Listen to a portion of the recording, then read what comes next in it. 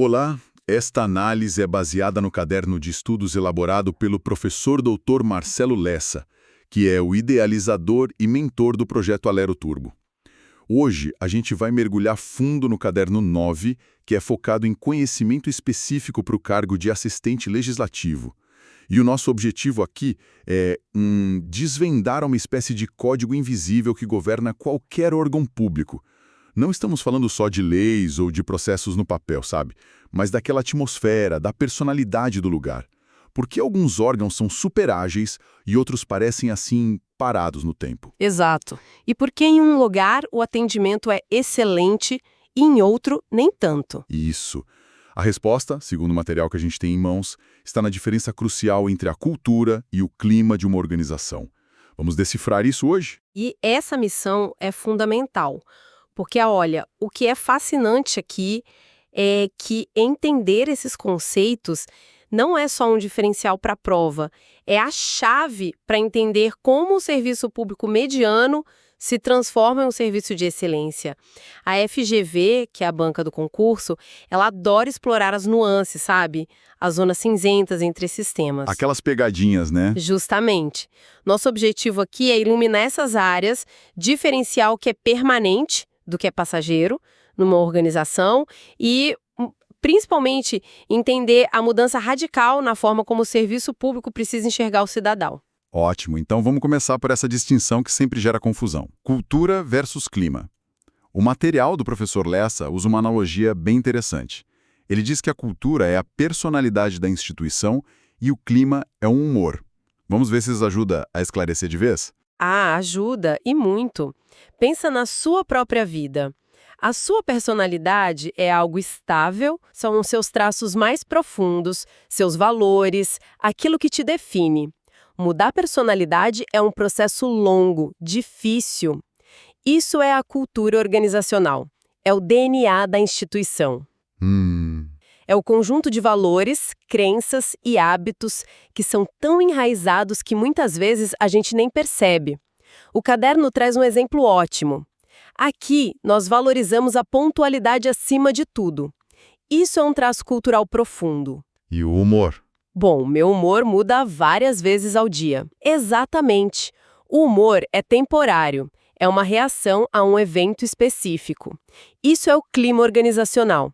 É a fotografia do ambiente em um determinado momento, a percepção coletiva sobre como as coisas estão agora. O exemplo seria: hoje o pessoal está desanimado por causa do corte de verbas. Entendi. O corte passa, o orçamento melhora e o humor muda. Isso. Mas a cultura da pontualidade, a tal personalidade daquele lugar, permanece. O clima é a febre. A cultura é, digamos, a condição crônica. Faz sentido. E aqui o material aponta uma armadilha clássica de concursos. Eles te dão um cenário onde funcionários mais antigos resistem a novas tecnologias, com aquele discurso de sempre fizemos assim. A intuição de muita gente seria chamar isso de clima ruim, ou clima de resistência. Perfeito. E essa seria a resposta errada. A análise aprofundada que o professor Lessa propõe mostra que isso é algo muito mais profundo. Essa crença enraizada, essa resistência quase automática à mudança, não é um humor passageiro, é um traço forte da cultura organizacional. É a personalidade teimosa do grupo se manifestando. Exato. O clima é a reação à implantação da nova tecnologia. A cultura é o porquê dessa reação ser tão resistente desde o começo. Isso da cultura ser como um iceberg, um modelo clássico do Edgar Schein que o caderno explora, me lembrou de todas as vezes que entrei numa empresa nova. A gente só vê a pontinha dele, né? Os artefatos, os escritórios, os crachás, o jeito que as pessoas se vestem. Exato, esse é o primeiro nível, o visível, são os artefatos.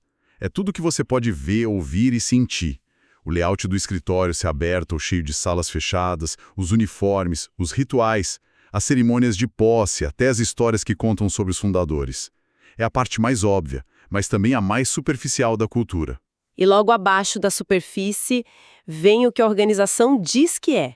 São os valores na parede, a missão, a visão, aquelas palavras bonitas. Esse é o segundo nível, os valores declarados.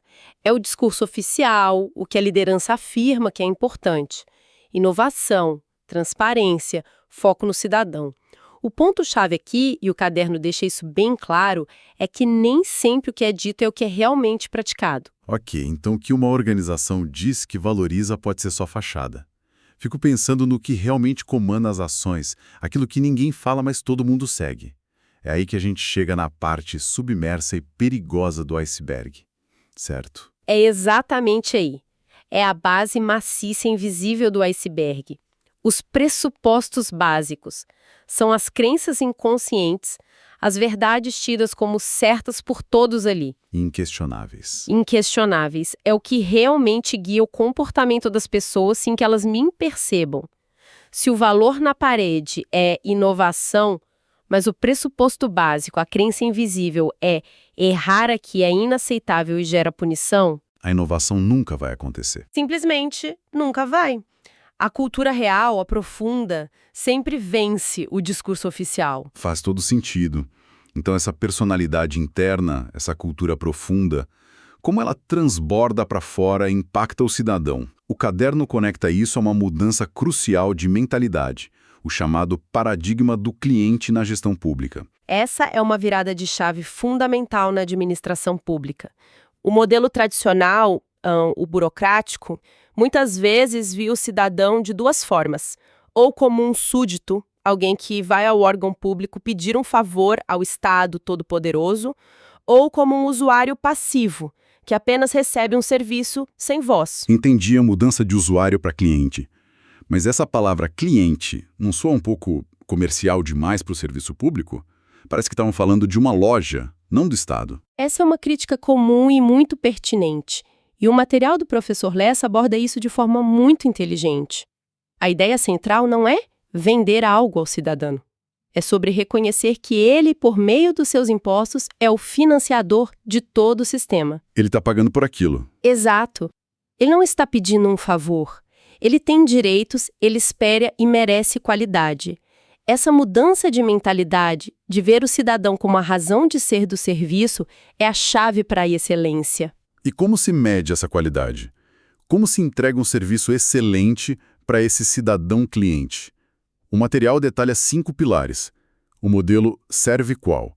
O primeiro é a confiabilidade, que parece ser o básico do básico, né?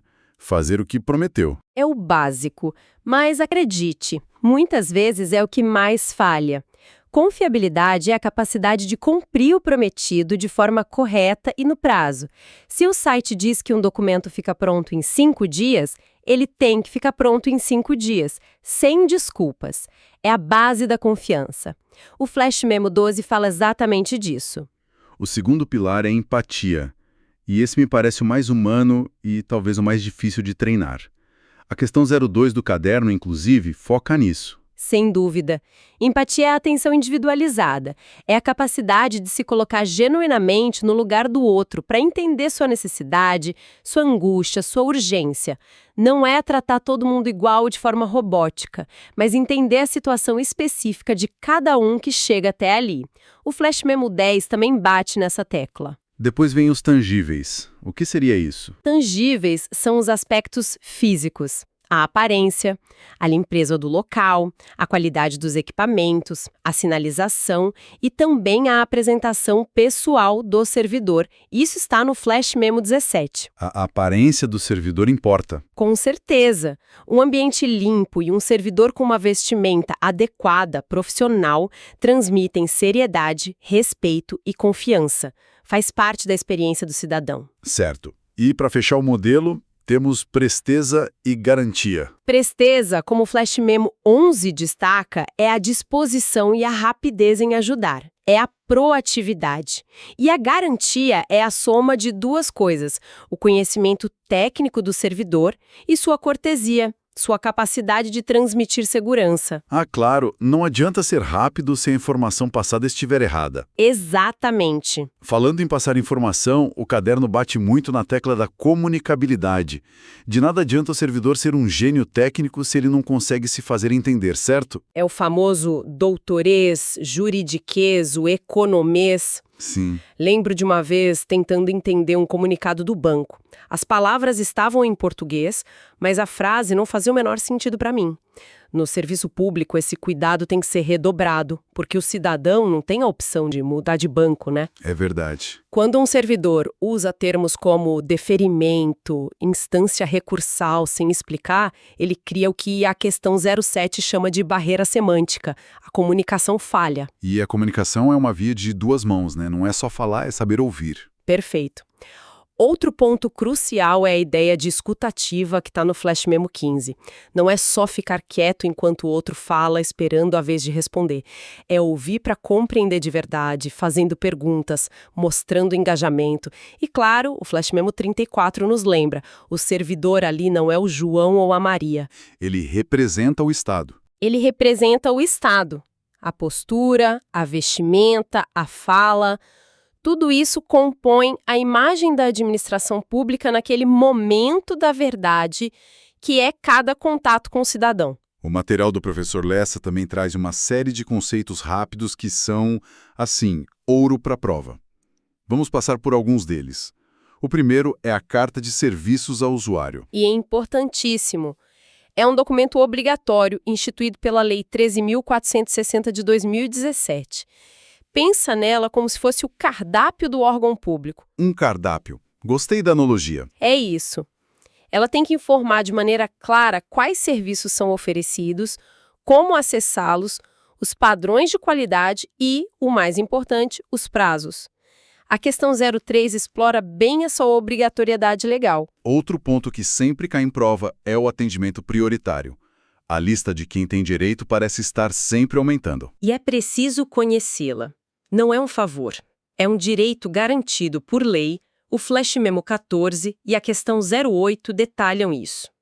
A lista inclui idosos com 60 anos ou mais, gestantes, lactantes, pessoas com criança de colo, pessoas com deficiência e grupos mais recentes como pessoas com transtorno do espectro autista e pessoas obesas. Tem que saber de cor.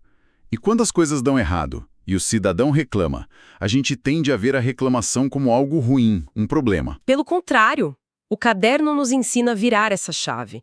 Os Flash Memos 19 e 20 são sobre isso. A reclamação não é um problema, é um presente. Um presente? Sim, um feedback gratuito e valiosíssimo que aponta exatamente onde o serviço pode e deve melhorar. Uma organização inteligente não teme a reclamação. Ela incentiva e usa como ferramenta de gestão. Falando em feedback, mas agora olhando para dentro, para o humor da organização, temos a pesquisa de clima. Isso. A pesquisa de clima é o termômetro. É a ferramenta que o gestor usa para diagnosticar a satisfação dos servidores. E como os Flash Memos 27, 28, 43 e 44 mostram, um clima ruim, pesado, tem consequências diretas. Como o aumento da rotatividade, o turnover. Exato, o turnover e também as faltas e atrasos, o absenteísmo. Ninguém produz bem num lugar com clima tóxico. E para fechar essa rodada, um conceito sobre a chegada de gente nova no time. Socialização organizacional. Esse é o processo de integração. A questão 10 fala disso. É como o novo servidor aprende os valores, as normas não escritas, em suma, como ele absorve a cultura da instituição. É o ritual de passagem que transforma um estranho em um membro do grupo, que entende como as coisas realmente funcionam por aqui. Uau, é muita coisa. Fica claro que é preciso conectar a teoria com a legislação, e principalmente com a prática do dia a dia no serviço público. Exato. Para sintetizar, a grande lição do material é: a cultura é a base, o DNA, a personalidade estável, o clima é a fotografia do momento, o humor, que pode e deve ser gerenciado. E o cidadão? O cidadão evoluiu de súdito para cliente, que paga impostos e exige qualidade. E essa qualidade é medida por pilares bem definidos, como empatia e confiabilidade. Dominar esses conceitos, como o professor Lessa enfatiza, não é só para passar na prova, é para ser um servidor público que realmente faz a diferença na vida das pessoas. E, para fechar, o professor Lessa encerra o caderno com uma mensagem poderosa. A regra de ouro de Mateus 7,12. Façam aos outros o que vocês querem que eles lhes façam. Ele nos lembra que essa é, no fundo, a regra de ouro do atendimento ao público.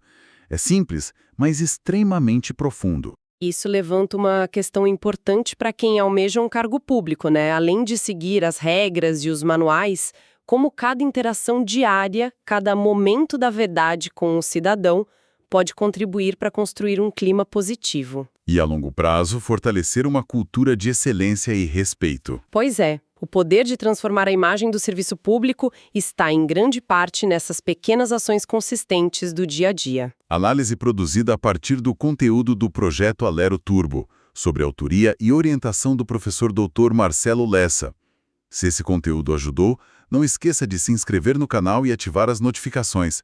Assim o sistema avisa imediatamente assim que o próximo resumo for liberado. Deixe nos comentários qual tema gostaria de ver analisado. Até a próxima!